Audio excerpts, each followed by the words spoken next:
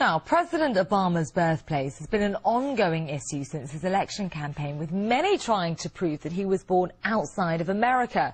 Well, the U.S. Constitution states that only citizens born inside the country can stand for the presidency. Well, despite the publication of Obama's birth certificate proving he was born in Hawaii, the allegations are refusing to go away. Well, to find out why, let's cross live to Alyona Minkowski, who's in our Washington studio for us. Alyona. Hi. Well, Barack Obama obviously has his enemies with a list of reasons for why he shouldn't be in office. But this claim that he wasn't born in the United States has so far been just about the talk of every town and every media source here in the U.S. But what's interesting is that it's not a new story. It was also around during the presidential elections and the campaign, and he still won the race. So why is it coming back now with what seems to be a vengeance? Well, RT's contributor Wayne Madsen is saying that the Israeli government has something to do with it. He's saying that Benjamin Netayahu has been working with conservatives to put increasing pressure on Obama. And he's here with us to talk about it today. Thank you for joining me. Now, first, can you just tell me what are the reasoning? Why would Benjamin Netanyahu have a reason to do this? Well, the Netanyahu government is very upset with Obama over the Obama administration's insistence that there be a freeze on settlements, including in East Jerusalem. So that, coupled with the reticence of the Obama administration to take any military action against Iran, which the Netanyahu government favors, has brought this old story back to life. This was discredited shortly after it came out. During the primary campaign, this issue arose. They tried to say that his Hawaii birth certificate wasn't legitimate. I know that a team was sent to Kenya that, with the knowledge of his opponent, Mrs. Clinton, her husband, and also the McCain campaign, Karl Rove, all knew or thought they knew that maybe we can get a birth certificate in Kenya.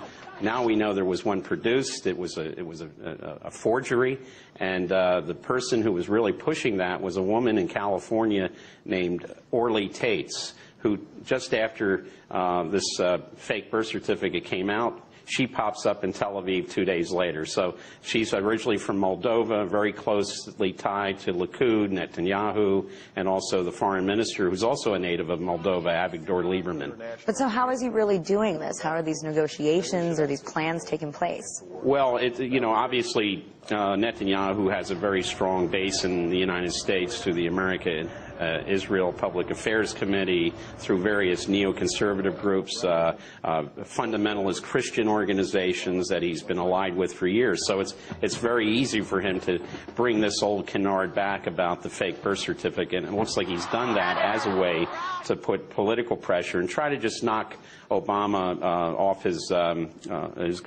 high favorability ratings at the present time. You'd think that this story might be exhausted by now. Let's say that it does end up passing. Do you think then Netanyahu will still try to dig up other stories, find other ways to bring Obama down? Is that his goal? Well, I think it is. There is another story out there which he may try to resurrect, and there may be legs to this story, and that has to do with Obama's passport file. There was just charges brought recently against a fifth person at the State Department for rifling through Obama's passport files. Also, they said they rifled through McCain's and Hillary Clinton's. But I think the key is Obama's, because after he graduated from Columbia University, he went to work for a company called Business International Corporation in Manhattan. It was later determined that this company had very close ties to the CIA. In 1981, when Mr. Obama was known as Barry Soetoro and living with his mother and his Indonesian stepfather in Jakarta, he visited Pakistan.